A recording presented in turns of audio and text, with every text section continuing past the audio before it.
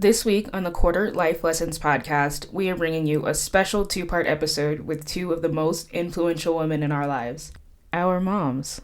Thrivers, I don't want anyone to get confused. I often state that all the lessons we discuss can be essential to have a thriving life, but just a disclaimer.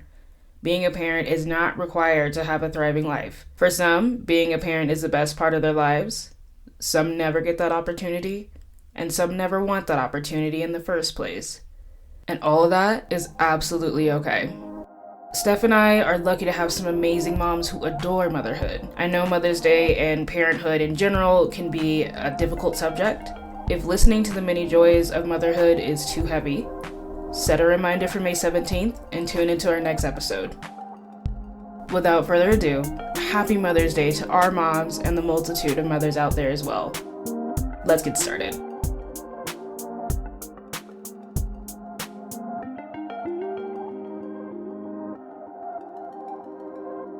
Many know her as Mom Tasha, but I simply call her Mom. Hi, Mom. Hi.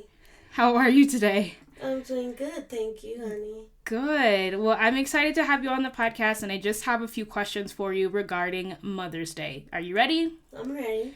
Perfect. What does Mother's Day mean to you, Mom? Mother's Day to me represents someone that almost seems perfect in her children's eyes. What lessons did childbirth teach you? Childbirth taught me how to respect the things that women go through to help keep this world populating. The Lord, I feel, guides you through that process. And when you first find out you're going to be a mother, you're scared. What am I supposed to do? And some of us never get that guidance. However, for those who do, it is surely something that's a blessing. And the first thing you do, or what I did when I found out I was pregnant, I prayed and I asked God to use me as his vessel to bring my children into this world and to protect them from all hurt, harm, and danger. So mothers are very special people. They're there when you cry and have a bad day. They're there when you're happy. What were some of the most impactful lessons you learned from being a mom? One of them is unconditional love. That is something that can't be taught. It can be fixed to a certain degree. It fills your heart. 2 is power. 3 is to represent who you are to your children and who they are to you, which is very important. And when you have unconditional love, your child seems flawless. But as you go along, you learn they're not flawless. You learn together. What do you mean by power? You learned power? When I say power for a mother or a child, or a mother and a child together, power is something that you have, gives you power to get up in the morning, to go to bed at night, and while you do all of this, you're a mother. So not only are you going to bed, but you're putting your child to bed. And once you do those type of things, you understand what unconditional, what unconditional love is. But power, to me, is something that is divine. What is something or some things that you did not expect to go through in motherhood? Well, one thing is, I did not expect to be a single mom. And by being a single mom, I had to have my whole surrounding. I was blessed with family members that helped me raise my children. I was blessed with neighbors helping me with my children, grandparents, aunts, uncles, moms. It's just, the whole thing is just amazing. What is something you needed to hear while raising your kids, or something you still need to hear? You did a good job. And once you get pregnant and you are going through the process of preparing, is learning when you're hurting, your child is hurting. You go through all of these emotions.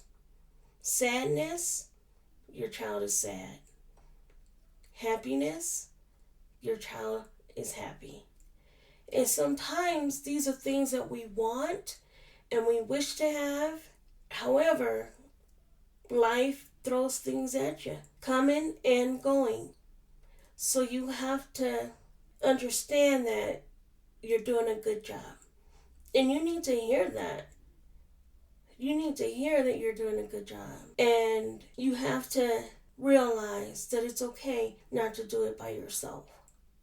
And to let others help you, the surrounding people. The lady down the street that your parents have known since you were born, she chips in. You know, if my kids had to walk to school or catch the bus, if something was wrong and they didn't see my girls out there to get on the bus, I had neighbors and people that would actually either call me or ask the bus driver, is CharLea and Diana on the bus? And just making sure that everything was okay. And that helped me feel like a good mother because I allowed help. Yeah, so I mean, what it sounds like to me is because sometimes it can be really hard to ask for help. So in order, for the sake of your kids, you were able to be vulnerable and accept that help in times of need. Yes, you have to put your ego aside, and that's what it boils down to. What is your honest opinion of motherhood? Wonderful. Motherhood is a gift. And what I mean by that is that I'm not sure who your God might be, or who may not be. Learning how to understand and learning how to communicate, because many of us struggle with that. I want to be perfect. You can't be perfect. But we all have flaws. Mothers have flaws. And they have to have someone to talk to as well. And it's not always your mom or dad or your best friend. Sometimes it's the old lady on the bus. Sometimes it's the mothers at school, the PTA. Yeah, so again, I'm hearing you just come back to this community aspect being really important for your journey through motherhood. Yes. When I was in my 30s, it seemed like I had a lot going on. And I did, because I took ill. And I prayed for as much help as I could get. On the days when I couldn't get out of bed, my baby needed homework, but mama was too sick to help her. Just on those lines, and it's painful to your child. It's one thing I had to learn, definitely learn. They don't understand, Mommy's not able to play. Mommy's supposed to be reading a book, but she fell asleep. Those type of things that children experience. And they don't go through it alone. Mothers feel the same way. But sometimes we just don't have the things that we need to make sure that it doesn't rub off on you. To make sure that, okay, I'm mom, but I'm not a superpower. I'm not a superwoman. And let everyone around you know she doesn't feel good today. So she might be late taking the kids to school, going back and forth to the doctor's appointments. mommy's crying, but why? Why is she crying? And one of the toughest things to do is to make sure they understand that you understand. Understand what? Understand that everything a mother might go through, she tries to push aside what's going on with her. Hide it the best she can.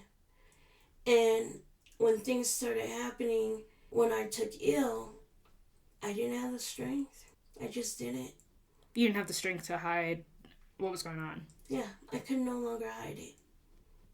I could no longer hide it. What was the easiest part of motherhood for you? The easiest part of motherhood for me was being supportive and being a mother that puts her children first.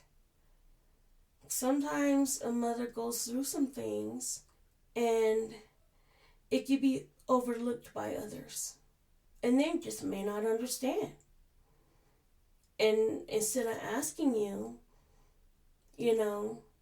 they try to assume. And you can't assume what a mother goes through. You can only see it. You can only feel it for those of you that are really close. What was the hardest part of motherhood for you? The hardest part of being a mother is watching other mothers thrive. And another part that was hardest for me was making sure that my children had what they needed. And I did that by accepting help, love unconditionally, love with all your might. What is the most important advice you would tell a new mother or soon-to-be mother? Not to assume that they know. Young mothers, they're scared. They have all this outside things going on. The thing is, though, they won't tell you that they're scared. And another part of that is that people don't tell them that it's okay to be scared. And if they ask you, tell the truth. It's okay to be scared. It is. That's natural. So you don't have to hide it. Don't fight it. Just learn how to, I don't want to say let go. I can't find a proper word for it. But it's just difficult to become a young mother. However, if you use the things that you have been blessed with, it'll be easier.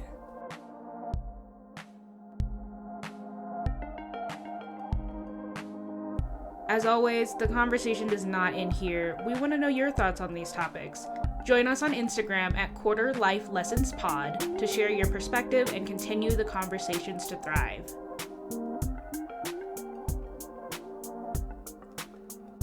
Thank you for tuning in to the Quarter Life Lessons podcast. Find our new episodes bi-weekly on Spotify, Apple Podcast, YouTube, or our Buzzsprout website.